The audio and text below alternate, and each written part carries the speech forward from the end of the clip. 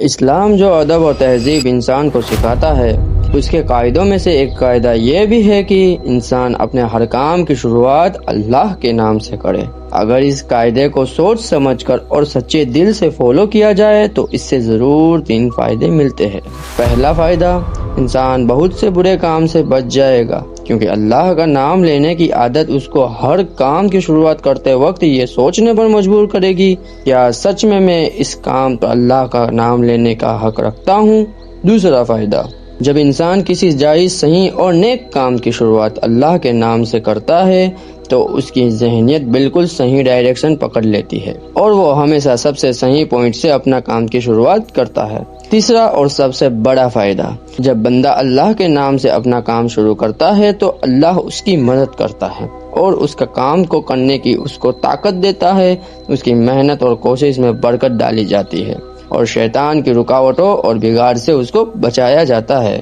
اللہ کا طریقہ یہ ہے کہ جب بندہ اللہ کی طرف توجہ کرتا ہے تو اللہ بھی بندے کی طرف توجہ کرتا ہے۔ جیسے ہم سورہ کی تعارف میں بیان کر چکے ہیں، سورہ فاتحہ اصل میں ایک دعا ہے، لیکن دعا کی شروعات اس ہستی کے تعریف سے کی جا رہی ہے جس سے ہم دعا مانگنا چاہتے ہیں۔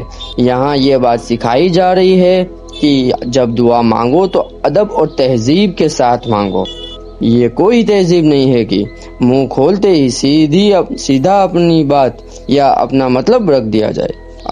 ادب اور تہذیب کا تقاضا یہ ہے کہ جس سے دعا کر رہے ہو پہلے اس کی خوبی اور اس کے احسان اور اس کے مرتبے کو تسلیم کرو۔ ہم جس کی بھی تعریف کرتے ہیں وہ عام طور پر 2 وجہ سے کرتے ہیں۔ پہلی وجہ، وہ خود میں حسن، خوبی اور کمال رکھتا ہو، چاہے ہمیں اس کے مہربانیوں سے کوئی فائدہ ملا ہو یا نہ ملا ہو۔ دوسری وجہ، وہ ہمیشہ محسن یعنی احسان کرنے والا ہو اور ہم اس کی نعمت کو مان کر شکر کے جذبے سے اس کی خوبیاں بیان کریں۔ اللہ کی تعریف ان دونوں حیثیت سے ہے، اس لیے ہماری زبان ہر وقت اللہ کی تعریف بیان کرتی رہے۔ اور بات صرف اتنی نہیں ہے کہ تعریف اللہ کے لیے ہے، بلکہ سچ یہ ہے کہ اصل تعریف صرف اللہ کے لیے ہے۔ یہ بات کہہ کر ایک بہت بڑی حقیقت سامنے لائی گئی، اور یہ ایسی حقیقت ہے کہ اس کی پہلی ہی چوٹ سے مخلوق پرستی یعنی مخلوق کی عبادت کی جڑ کٹ جاتی ہے۔ دنیا میں جہاں بھی، جس چیز میں بھی، کسی بھی شکل میں کوئی بھی حسن، کوئی خوبی، کوئی کمال ہے، اس کا اصل سورس صرف اللہ کی ذات ہے۔ کسی انسان کی، فرشتے کی، کسی دیوتا، کسی ستارے یا کسی بھی مخلوق کا کمال اس کا اپنا نہیں ہے، بلکہ وہ اللہ کا دیا ہوا ہے۔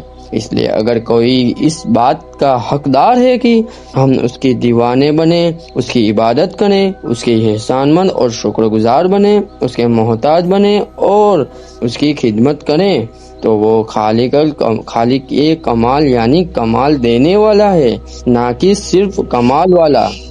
اب جاتے ہوئے تمہیں ایک اور چیز بتانا چاہتا ہوں۔ رب کا مطلب، عربی زبان میں رب کا لفظ 3 میننگ میں یوز ہوتا ہے۔ پہلا، مالک اور آقا۔ دوسرا، تربیت کرنے والا، پالنے پوسنے والا، دیکھ بھال کرنے والا۔ تیسرا، حکیم، مدبر یعنی نظام چلانے والا اور انتظام کرنے والا۔ اور اللہ ان تینوں میننگوں میں پوری کائنات کا رب ہے۔ جزاک اللہ۔